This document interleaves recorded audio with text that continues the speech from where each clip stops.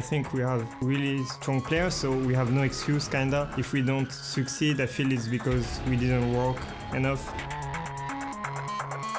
I think we have the tools to go far if we manage to use it right. Keeping the same roster is definitely an advantage over other teams. We know how to play with each other, and other teams have to develop their synergy. We know each other really well, and we believe in each other's skill in the game.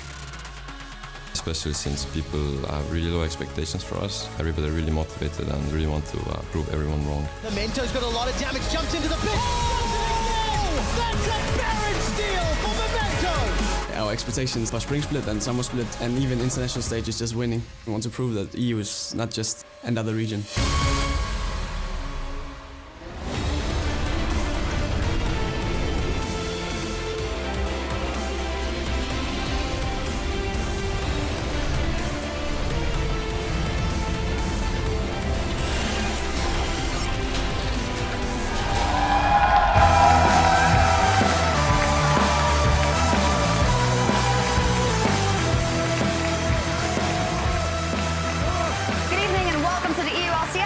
To you live from Berlin, Germany, as we continue to bring you coverage of the 2017 Spring Split. Tonight, after struggling in Week 1, Vitality, Splyce, Giants, and Fnatic are all fighting for their first series wins. We can see the huddle of Splyce there as they will take to the stage to fight Vitality. Hello, I'm Eva Schouk-Supporter. Joining me here at the analyst desk are Martin de Fischo Lunge and James Stress O'Leary. How are you guys feeling? Day 2 of 4, still going strong? Still going strong.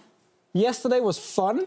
A little bit wacky, I feel. A little bit wacky. Maybe better today. Yeah. Just a bit crazy. It's going to be a long marathon for the 4 days, but so much league, good action. I'm getting ready for it. Definitely. You talk about yesterday being wacky, and let's take a look at the standings after that day of competition yesterday and 4 days in total. G2 Esports and Misfits reigning supreme in Group A, and Group B, H2K and Unicorns of Love. A lot of teams will be having their eye on moving up in the standings today. Yeah, no real surprises. And just to correct the graphic a little bit, it is 2-0 for Misfits and Unicorns of Love as well, obviously, because they won yesterday. And I don't think it's too surprising. It puts us in an interesting situation for some of the games later on when Misfits face G2. So now you actually have these top-of-the-table battles coming up. So, you know, a lot of interesting matchups this week. Certainly Misfits going to need a little bit tidier game than they showed us yesterday. Well, good that you bring it up. Looking back at yesterday, out of all the teams we saw, Misfits, Roccat, Unicorns of Love, and OG, is it safe to say that only the Unicorns of Love looked like they had a game plan and knew what to do after 15 minutes? After 15 minutes, yeah. Yes. I don't think Unicorns knew what to do before 15 minutes, which actually ended up costing them quite a lot because they fell behind against Origin, who played fairly well early on in the game. Sadly for Origin, it's kind of the same story. You move out of the laning phase and past the first team fight, and everything kind of falls apart, and they got out-team fought by the Unicorns of Love. It was such a crazy start to the game. The one where, you know, they go in level 1, die at blue buff. Oh, that one was just hold everything. Origin looked pretty good, but then the start of the game for Misfits in their series yesterday against Roccat looked pretty good, and this is a series we thought Misfits should fairly handily take. And, you know, it started great for them, getting the kills in lane, but then they did nothing for 15 minutes in game 1, and it just continued to be a trend. Yeah, because first game was very one-sided, but we had that critique anyway, as Stress just highlighted, but obviously that was a pretty easy win for them. Second game, on the other hand, with the pick and ban phase that I didn't enjoy, and the play in-game from Misfits as well that I didn't enjoy either, kind of ended up being this super back-and-forth game where Alphari had to backdoor with Ignar to finish the Nexus against a team like Rocket, where I feel like Misfits actually were just a better team, but kind of hindered themselves a little bit. Frost Kern once told me, if you have to win the door via the game you can also via win the door. Via a backdoor, you are not playing the game correctly because you should have won it some other way. I mean, I guess that technically is fair. That's kind of true. That's kind of true. I mean, it was true yesterday, at least for Misfits. Yes. Okay, Yeah. Well, let's dial in on what we've got in store today. Vitality versus Splyce and Giants versus Fnatic. If there ever was a theme, redemption, making amends, recuperation for all of these teams, especially Splyce and Fnatic. Yeah, Splyce, after getting dumpstered by H2K, like completely dumpstered. Not even close. Very disappointing to see because we expected a lot from Splyce coming into this. There were slow starters in the summer split as well, where they became a top team. And they played probably their second strongest or strongest European team at the moment. I think G2 and H2K are very close to each other. that is a small excuse for them, I feel. But there was small a reservation, really. Small. Yeah, exactly. It's not really an excuse because we thought Summer Split, they looked great. We thought, okay, they finished second in the league.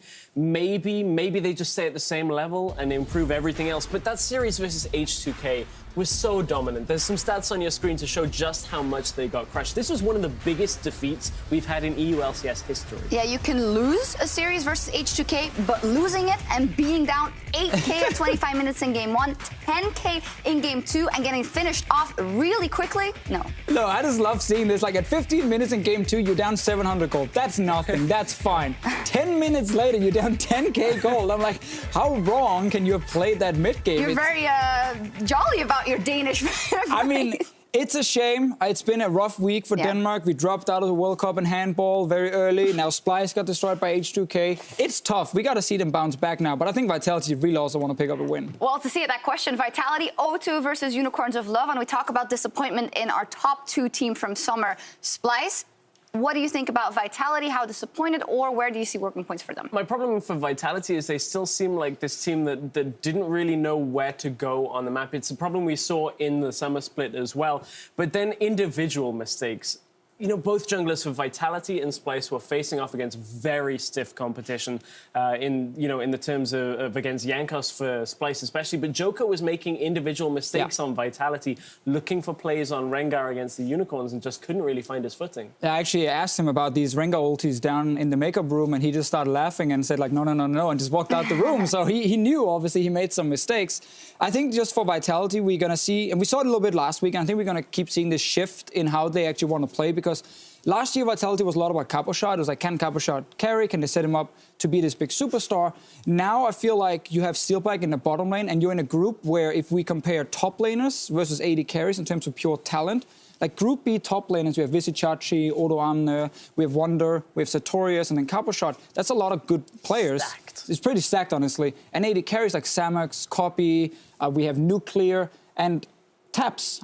I feel like it's much easier having Steelback carry from the bottom side. So I actually want to see the shift from Vitality where it's all about feeding Steelback with Hachani next to him, and they can be the big superstars, and maybe not Caposhot. Yeah, and they certainly went for it. Those Rengar plays, everything was focused bot side. They put Hylissang pretty far behind in that series as well. A lot of early kills that went down to the bot lane, but when it was some really big set plays, the Rengar dive that would have opened up the tower, he ends up stepping on a trap, gives away a kill, the pressure's all released, they couldn't get Nuke Deck in the mix, and it just meant the execution really hindered what should have been a good play. And how many times are you going to get your hands on Rengar, by the way? Not many. That's Probably just this once. It's like a present. All right, predictions, guys. Vitality Splice. I think 2-1 Splice. I think it's not going to be as easy as Splice would like it to be. Probably a little closer than the split series we saw yesterday. Yeah, I think that's fair. I think 2-1 is probably, like, it's the safest prediction right here. I think Splice will come in as favorites despite looking so bad last week. I think Vitality are definitely a good enough team to actually win some games here, so it might be a really close series. All right, we've had some harsh opinions on both teams, so let's see what they bring to the Rift. The players are almost ready to get into picks and bans, so let's hand it over to the caster desk.